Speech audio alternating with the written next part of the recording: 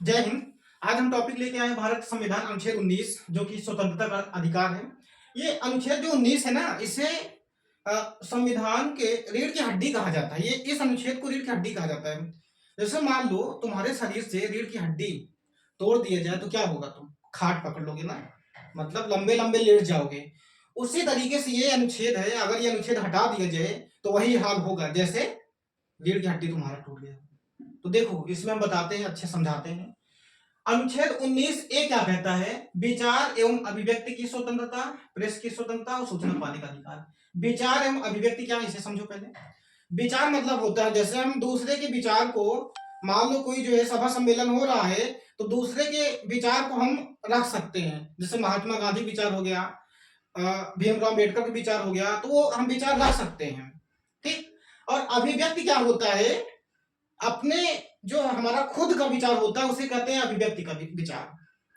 जैसे मान लो हम कोई विचार रखना चाहते हैं, जैसे मान लो तुम किसी से कह दिए मैं तुमसे प्रेम करता हूं, ये तुम कह दिए ठीक है, लेकिन अगर वो लड़की कहीं नहीं नहीं करते तो वहीं छोड़ देना। नहीं गए तुम दोबारा गए उससे कह रहे हो मैं तुमसे प्रेम करता हूँ, आई लव, तो क्या होगा कि फिर तुम्हारे ऊपर जो है कार्रवाई होगा। अभिव्यक्ति मतलब होता है तुम अपना विचार व्यक्त कर सकते हो किसी से भी, लेकिन बस यही है कि कानून के विरुद्ध ना हो। अब देखो प्रेस की स्वतंत्रता क्या है। प्रेस मतलब होता है जो न्यूज रिपोर्टर होते हैं, रिपोर्ट करते हैं। अगर मान लो कहीं पर कोई घटना होता है एक्सीडेंटल, तो वो जा सकते हैं वहां पर और वहां का जो है जानकारी वो लेना चाहेंगे तो ले सकते हैं। उनको जो है मौलिक अधिकार ये देता है, मौलिक अधिकार जो है पूरा स्वतंत्रता देता है। ठीक। अब देखो सूचना पाने का अधिकार। जैसे मान लो तुम्हें कोई सूचना पाना है, तो तुम पेपर, मान लो एक पेपर दिए हो और तुम्हें उसका नंबर अभी शो नहीं किया है, नंबर नहीं मिल रहा, बहुत ऐसे होता है, हम लोग किए हैं। तो तुम एक आरटीआई लगाओगे। आरटीआई हमने लिखा है, ये आया था 2005 में। तो इसमें जो है क्या होता है ना, तुम्हें सूचना मिलता है। मान लो कोई तुम्हारे घर का कोई लापता हो गया हो, चाहे लड़का हो चाहे लड़की, तो तुम्हारा सूचना पाने का अधिकार है, ये मौलिक अधिकार जो है हमें प्रदान करता है, स्वतंत्रता है। अब देखो अनुच्छेद 19 बी का क्या है? सभा सम्मेलन की स्वतंत्रता। सभा सम्मेलन, सम्मेलन क्या होता है? मीटिंग। जैसे मान लो कई लोगों के बुलाकर जो मीटिंग करते हैं, अपना बात विमर्श कोई भी जो बात रखते हैं, ठीक, तो सम्मेलन कर सकते हैं। लेकिन इसमें भी जो है क्या है कि तुम बिना हथियार और शांतिपूर्वक जो है सम्मेलन कर सकते हो। ठीक। अनुच्छेद 19 का सी क्या है? संघ संगठन एवं संस्था बनाने की स्वतंत्रता। मतलब तुम संघ संगठन, ठीक है, और संस्था बना सकते हो, इसमें तुम्हें कोई रोक टोक नहीं है। लेकिन हाँ, इसमें भी एक बाउंडेशन है कि जो है कानून के विरुद्ध, ठीक है, इलीगल ना हो। संस्था क्या होता है? जैसे मान लो कोचिंग इंस्टीट्यूट होते हैं, ठीक है, संगठन जैसे मान लो कोई धार्मिक चीज से जुड़े हो, ठीक है, ऐसे बहुत संगठन है भारत में, तो ये सब तुम बना सकते हो। धार्मिक तौर पर भी, अपने स्टडी से कोई भी चीज से तुम संगठन संघ बना सकते हो। ठीक। ये हमें जो है मौलिक अधिकार ये छूट देता है। अनुच्छेद 19 के डी देखो, इसमें क्या है? भ्रमण करना है। भ्रमण करना मतलब घूमना। देखिए पहले क्या होता था, एक मतलब बाउंडेशन होता था कि इस राज्य में तुम नहीं जा सकते हो, इस राज्य में नहीं जा सकते हो तुम। तो जब संविधान लागू हुआ तो तुम भारत के किसी भी राज्य में जो है घूम सकते हो, ये तुम्हारा मौलिक अधिकार है। लेकिन इसमें भी बाउंडेशन है थोड़ा सा। जैसे कुछ ट्राइबल्स एरिया होते हैं, जनजाति लोग, वहां जो है अपना उनका अलग ही कल्चर है, वो जो है दूसरे लोग वहां नहीं आने देते हैं। और पहले जम्मू कश्मीर में था, लेकिन जम्मू कश्मीर में ये खत्म हो गया। ठीक।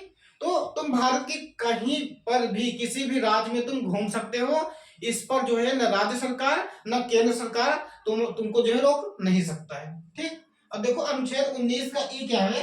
निवास एवं बसने की स्वतंत्रता। निवास मतलब तुम किसी भी राज्य में, भारत के जैसे 28 राज्य 8 केंद्र शासित प्रदेश है, तो भारत के किसी भी राज्य में तुम जाके निवास कर सकते हो, वहां बस सकते हो। जमीन लेके तुम घर भी बनवा सकते हो। इसमें जो है तुम्हें कोई रोक टोक नहीं है। पहले जम्मू कश्मीर में नहीं था, लेकिन वहां हट गया। ठीक। वहां से वो खत्म कर दिया गया। अनुच्छेद 19 का एफ। अब देखो अभी, अब ये जो है संपत्ति का अधिकार ये खत्म हो चुका है। पहले ये था, लेकिन 44वें संविधान संशोधन, 44वें संविधान संशोधन 1978 में जो है ये खत्म कर दिया गया। इसे जो है अब ये विधिक अधिकार हो गया। विधि मतलब कानूनी। जैसे क्या होता था पहले, तुम पैसा कमाए खूब, अपने मन मानी खूब उड़ा रहे हो, लेकिन उस पर तुम्हारा पूरा अधिकार था। लेकिन अब जो है ना, अब जब ये 1978 में लागू हुआ तो संपत्ति का अधिकार विधिक अधिकार में कर दिए, और ये अनुच्छेद 300 ए में इसे जाके जोड़ दिए। कहने मतलब तुम चाहे जितना धन दौलत कमाओ, जमीन चाहे जितना खरीदो, लेकिन सरकार जिस दिन तुम्हें लगा गैर कानूनी, सरकार हड़प लेगी, तुम कुछ नहीं कर पाओगे। देखो अभी कल जो है हम समाचार देख रहे थे, केजरीवाल के जो है वहां हाउस पर छापा मार दिए ईडी वाले। तो तुम चाहे मुख्यमंत्री हो चाहे प्रधानमंत्री हो, अगर तुम उनके हत्थे आ गए, कुछ सबूत मिल गया, तो फिर तुम्हें वो संपत्ति, घर, जितना जमीन जायदाद है सब गंवाना पड़ेगा। जो अधिकार है उसे क्या किए, कानूनी अधिकार बना दिया अनुच्छेद 300 ए में। ठीक। अनुच्छेद 19 जी, देखो इसमें व्यवसाय उद्योग धंधा, इसमें क्या है कि तुम भारत में कहीं पर भी कोई भी व्यवसाय उद्योग धंधा कर सकते हो। ठीक। जैसे मान लो तुम कोई जो है दुकान खोलना चाहते हो, या कोई हॉस्पिटल खोलना चाहते हो, या कोई स्कूल खोलना चाहते हो, तुम कर सकते हो। लेकिन इस पर भी थोड़ा सा बाउंडेशन है। ये नहीं कि तुम व्यवसाय कर रहे हो कोई भी कर सकते हो। जैसे आता है ना, ड्रग्स हो गया, चरस हो गया, ये सब को तुम व्यवसाय नहीं कर सकते हो। और हाँ, इसमें भी जो है, जैसे मान लो तुम व्यवसाय कर रहे हो, एलिजिबिलिटी भी रहनी चाहिए। मान लो तुम क्या बोलते हैं, डॉक्टर बन गए, तुम्हारे पास कोई डिग्री है ये नहीं, एमबीबीएस एमडी का कोई, तो उसके मतलब इस पर भी तुम्हें जो है एक एलिजिबिलिटी रहना चाहिए, योग्यता रहना चाहिए। और टीचर तुम बनना चाहते हो तो उसके लिए भी एक योग्यता रहना चाहिए। तो कहने का मतलब ये अनुच्छेद जो है जानना बहुत जरूरी है। और ये यूपी पुलिस के 2019 में यूपी पुलिस में डायरेक्ट पूछा गया था, पूरा पूरा अनुच्छेद ही। ठीक। तो अब समझ लो ये बहुत इंपॉर्टेंट है। ये समझ लो रीढ़ की हड्डी है, इसे रीढ़ की हड्डी भी कहते हैं, बैकबोन। ठीक। इसे सबको जानना जरूरी है। और भी हम अनुच्छेद लाएंगे बढ़िया बढ़िया। थोड़ा जो है मेरे चैनल को आप लोग जो है थोड़ा सब्सक्राइब कर दिया करो, इससे क्या होता है कि मुझे मोटिवेट मिलते हैं। तो प्लीज सब्सक्राइब और लाइक भी किया करो। ठीक। Thank you.